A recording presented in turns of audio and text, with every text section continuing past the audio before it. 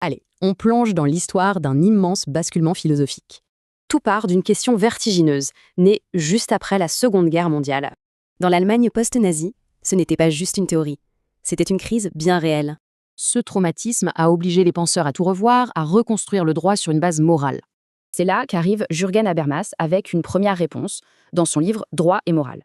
Pour lui, à ce moment-là, le droit n'est pas autonome. La morale, c'est sa boussole interne. En gros, la morale est au-dessus. C'est elle qui domine et qui guide le système juridique.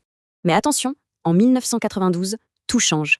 Avec droit et démocratie, il renverse complètement la table. Alors pourquoi ce virage à 180 degrés? Eh bien, ils repensent entièrement leurs relations. Il imagine un tout nouveau modèle. Fini la hiérarchie, place à un véritable partenariat.